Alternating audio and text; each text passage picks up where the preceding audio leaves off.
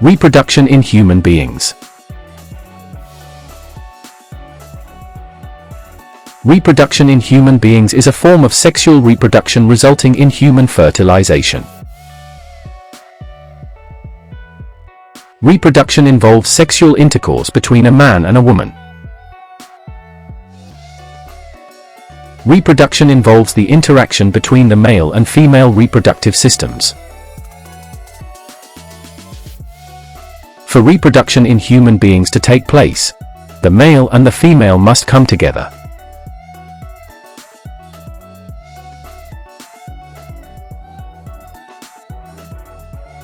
Puberty in boys starts at the age of 10 or 11 years, but great changes are observed at the ages of 13 to 15. At this age, the reproductive organs of a boy start functioning like those of an adult male. The boy starts producing sperms. Sperms are the male reproductive cells.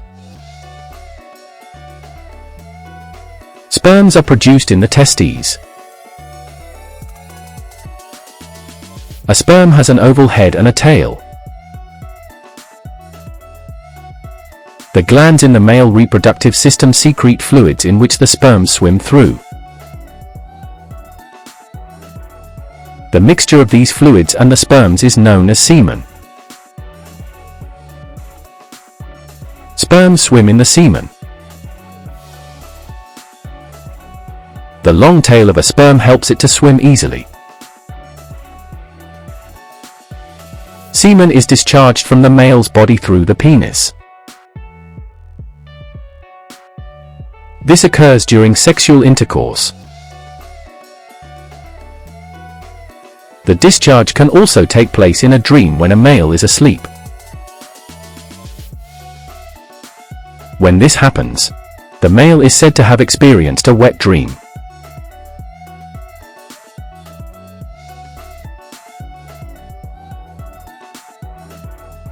In girls, puberty starts between the ages of 9 and 12 years. Great changes in the body of a girl are observed between the ages of 11 and 14 years. At this age, the reproductive organs of a girl start functioning like those of an adult female. The ovaries start producing eggs, also known as ova. The ova are the female reproductive cells. The eggs are found inside the ovary, where there are thousands of immature female eggs.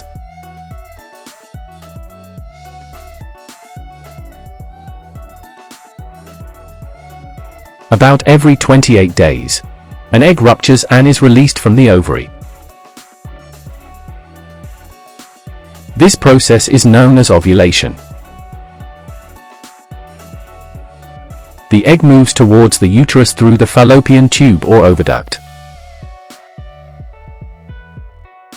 This is the tube that connects the ovary and the uterus. For the next 3 to 6 days after ovulation, the egg moves down the fallopian tube on its way to the uterus. The life of this unfertilized egg is about 2 days.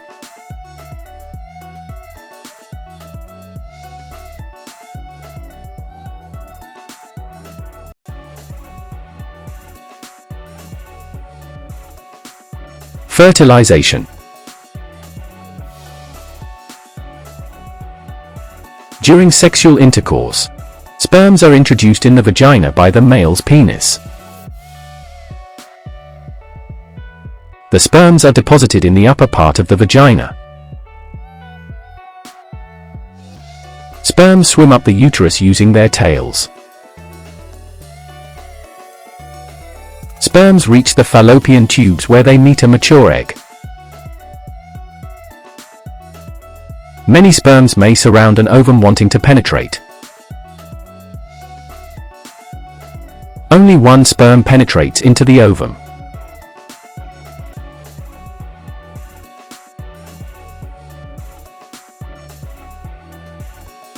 After the two have fused, Fertilization takes place and a woman becomes pregnant. This is called conception. This type of fertilization is called internal fertilization, because it takes place inside the body of the female. The new cell formed is known as a zygote.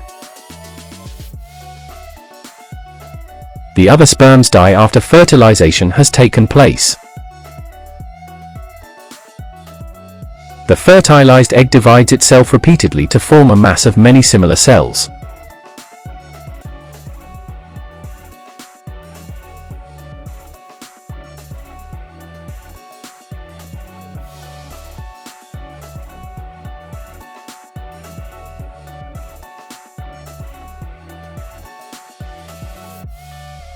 At the time of ovulation, the uterus prepares to receive the zygote by building up the walls of the uterus, also known as the uterine wall. Fertilization takes place only if the ovum meets a sperm in the fallopian tube. If fertilization does not take place, the egg and the thickened uterine wall disintegrate and are discharged out of the female body during menstruation. The worn-out uterine wall, together with blood, pass out of the body through the vagina.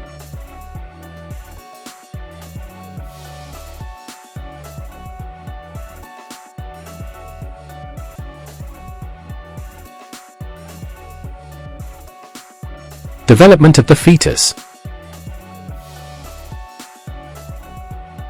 The zygote travels down the oviduct and into the uterus. Meanwhile, the walls of the uterus develop a thick lining ready to receive the zygote. The zygote uses finger-like projections to attach itself to the thick lining of the uterus. This process is known as implantation. After implantation, the zygote attaches itself to the uterine wall. At this stage it is known as an embryo. The embryo is a mass of cells.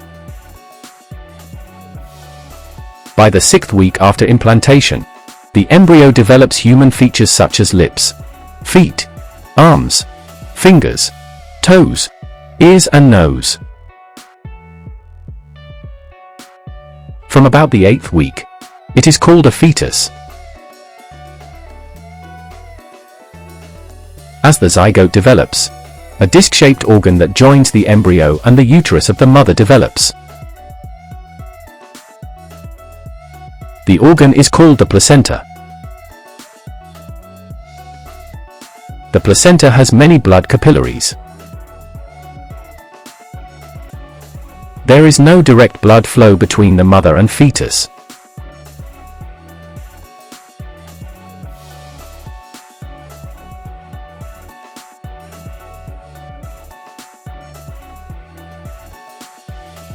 The placenta allows exchange of oxygen and carbon dioxide. The branch network of capillaries in the placenta bring oxygen from the mother's blood to the blood of the fetus. It then takes away carbon dioxide from the fetus to the mother's blood. The placenta facilitates transfer of food. Food from the mother's blood flows to the blood of the fetus through the placenta. The placenta also allows transfer of waste products. The waste products are excreted by the mother. It is important to note that there is no direct blood flow between the mother and fetus.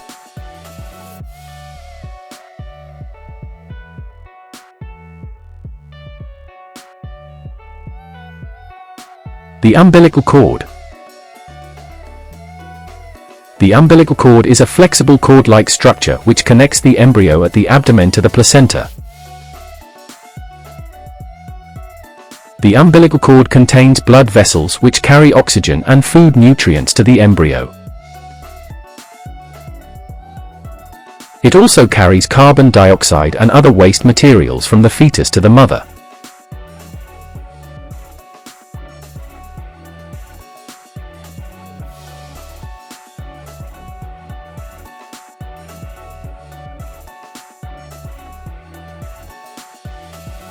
Surrounding the fetus is a sac known as the amnion. This sac contains fluid known as the amniotic fluid. The amniotic fluid protects the fetus from shock, movement, and accidental injuries.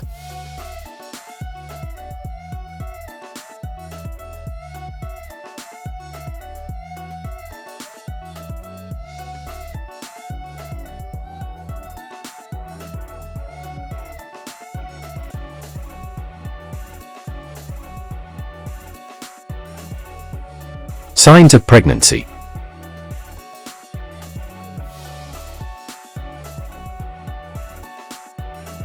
Menstruation stops. Menstruation is the periodic discharge of blood from the vagina which occurs every 28 days. It occurs as a result of unfertilized ovum. Breasts enlarge.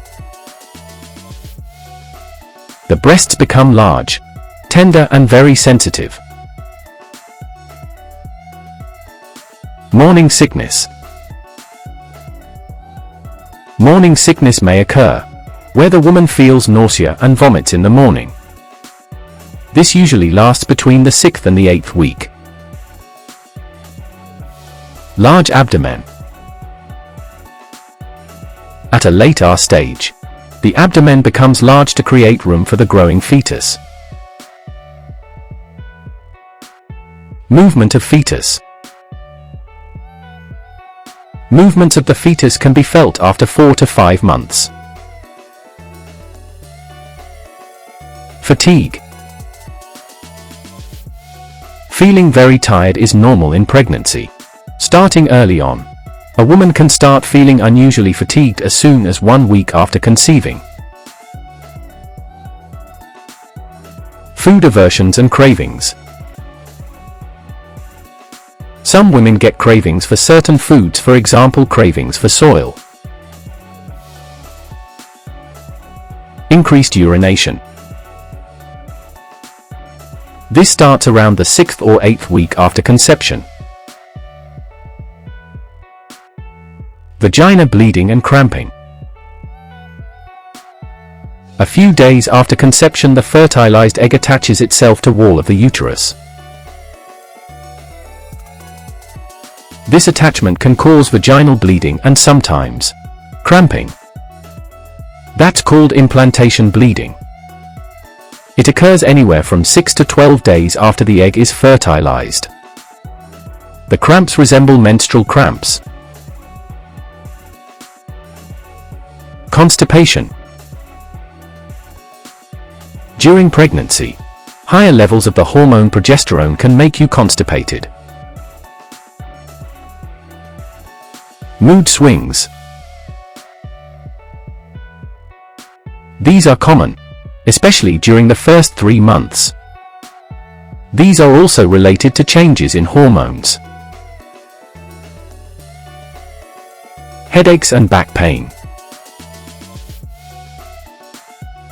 Many pregnant women report frequent mild headaches and others experience chronic back pain. Dizziness and fainting. These may be related to dilating blood vessels, lower blood pressure, and lower blood sugar.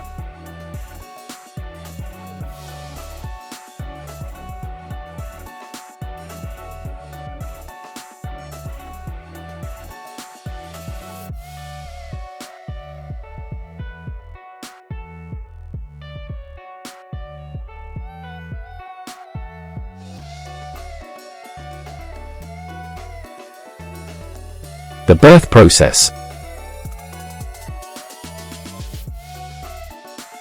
During birth, the uterine wall contracts. The uterine wall contractions cause labor pains before birth takes place. The amnion is broken and the amniotic fluid is released. The baby comes out of the uterus through the enlarged birth canal, vagina. The head comes out first. Once the baby is born, the umbilical cord is tied and then cut to separate the baby from the placenta.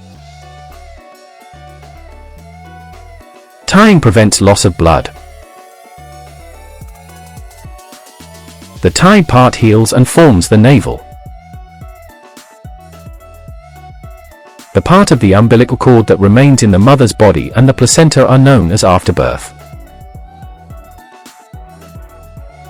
They are also released from the body after the baby is born.